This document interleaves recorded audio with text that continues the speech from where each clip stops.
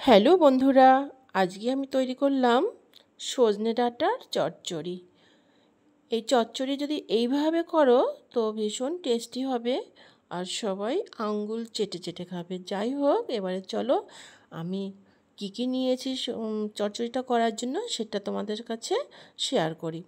আমি বাজার থেকে এরকম ডাঁটা কিনে এনেছে, তো সেখান থেকে ডাঁটা আমি কেটে বেছে ধুয়ে পরিষ্কার করে নিয়েছি খানিকটা। আর নিয়েছি টমেটো আর কাঁচা পাকা লঙ্কা। এখান থেকে আমি দুটো টমেটো দেব, আর এই কাঁচা পাকা লঙ্কার জায়গায় আমি সবুজ লঙ্কাই দেব। যাই হোক, নিলাম বাদাম, একটু সর্ষে আর একটু পেঁয়াজ। এই দিয়ে আমি আজকে এই চচ্চড়িটা তৈরি করব। চলো আমি বেটে নিই আর পেঁয়াজটা ভালো করে কেটে নিই। আর একটা টিপস থাকছে, সেটা দেখো, শিলনোড়ার উপর যদি আমরা শুকনো সর্ষে দিই তখন অনেক সময় গড়িয়ে পড়ে যায়। তো সেটার জন্য একটা টিপস রইল যে আমি যদি ভিজে হাতে একটু জল দিয়ে শিলের উপরে একটু মাখিয়ে নিই, তাহলে আর সর্ষেটা গড়িয়ে পড়বে না। যাই হোক, এবার আমি কড়াইয়ে গরম হতে দিয়েছিলাম, আমার কড়া গরম হয়ে গেছে, আমি তেল দিয়ে দিয়েছি। এইবারে আমি দিয়ে দেব সজনে ডাঁটা। তেলটা ভালো গরম হয়ে গেছে, এবার ডাঁটাটা দিয়ে আমি একটু নাড়াচাড়া করে নেব। তাতে কি হবে, সজনে ডাঁটার একটা কাঁচা গন্ধ থাকে, সেই গন্ধটা থাকবে না। ডাঁটার একটা দেখবে গন্ধ আছে। তো যাই হোক, আমি ডাঁটাটা একটু হালকা ভেজে তুলে নেব। ডাঁটাটা কিন্তু আমার একটু নুন দিয়ে ভাজতে হবে, তাহলে ভালো হবে। তো আমি নুন দিয়ে আলতো হাতে একটু নাড়াচাড়া করে ডাঁটাটা এবারে ভেজে নেব। এইভাবে রাঁধলে দেখবে খুব টেস্টি হয়। এইভাবে একবার করে খেয়ে দেখো। আমার ডাঁটাটা কিন্তু ভেজে তুলে রাখা হয়ে গেছে। এবার সেই কড়ার মধ্যেই দিয়ে দেবো আমি আর একটুখানি তেল।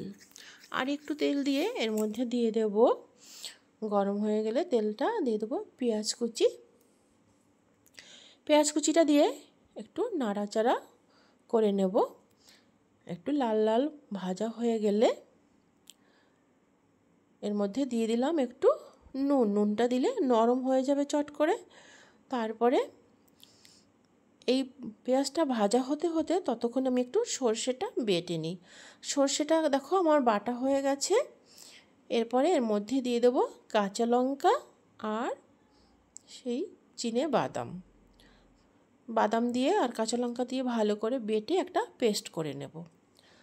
এটা বেটে নিতে নিতে আমার কিন্তু পেঁয়াজটা লাল লাল করে ভাজা হয়ে গেছে। এর মধ্যে দিয়ে দেবো এবারে টমেটো কুচি। টমেটোগুলো কিন্তু আমি দানা ফেলে দিয়েছি, দানা না ফেললে এটা টক হয়ে যাবে। দিয়ে দিলাম পরিমাণ মতো হলুদ, আর দেব পরিমাণ মতো নুন, আর দেব চিনি। নুনটা তো আমি আগেই দিয়ে দিয়েছি। এবার দিয়ে দিলাম চিনি। চিনিটা না দিলে কিন্তু ব্যালেন্সটা ঠিক থাকবে না, যেহেতু টমেটো রয়েছে। তো দিয়ে এবার যখন টমেটোটা বেশ গলে আসবে তখন দিয়ে দেবো এই যে সর্ষে, বাদাম আর লঙ্কার পেস্ট। এটা দিয়ে একটু নাড়াচাড়া করে তারপরে দিয়ে দেবো আমি বাটি ধোয়া জল। বাটি ধোয়া জলটা দিয়েও আমি খানিকক্ষণ এবারে ফুটতে দেবো। এইটুকু জলেই আমার হবে না, আমাকে আরও একটু জল দিতে হয়েছে। দিয়ে নাড়াচাড়া করে আমি আর একটু গ্রেভির জন্য আর একটু জল দিয়েছি। এটা যখন ফুটে উঠবে তখন দিয়ে দেবো ভেজে রাখা ডাঁটাগুলো। ডাঁটাটা দিয়ে এপাশ ওপাশ বেশ নাড়িয়ে চাড়িয়ে ডাঁটার সঙ্গে সব মশলাটা মিশিয়ে তবে আমি ঢাকা দিয়ে রাখবো। এটা কিন্তু ঢেকে ঢেকেই রান্না করতে হবে, আর একদম লো টু মিডিয়াম আঁচেই রান্না করতে হবে। তো রান্নাটা হচ্ছে। তো সকল বন্ধুকে বলবো, যদি আমার চ্যানেলে কেউ নতুন হয়ে থাকো তাহলে অতি অবশ্যই আমাকে সাবস্ক্রাইব করে আমার পাশে থেকো। আর পুরনো বন্ধুদের বলবো, তোমরা আমার এই ভিডিওটা দেখার জন্য অসংখ্য তোমাদের ধন্যবাদ। তো বেশি বেশি লাইক করো, আর কম বেশি কি ভালো মন্দ আমাকে একটু কমেন্ট করে জানিও, তাহলে আমার কমেন্ট পড়তে ভালো লাগে। আর বন্ধুদের সাথে একটু ফোনে কথাও হয়ে কমেন্টের মাধ্যমে কথাও হয়ে যায়, তো সেটা খুবই ভিডিও করতে সাহায্য করে। তো যাই হোক, রান্নাটা কিন্তু আমার একদমই শেষের দিকে। দেখো গ্রেভিটা কতটা শুকনো শুকনো হয়েছে। এটা দিয়ে কিন্তু ভাত মাখিয়ে খেতেও খুব ভালো লাগবে, কারণ ভাত মাখানোর জন্যই কিন্তু এই গ্রেভিটা। ফাইনালি আমার রান্নাটা হয়ে গেছে। এবার আমি ডাঁটাটা তুলে নিচ্ছি।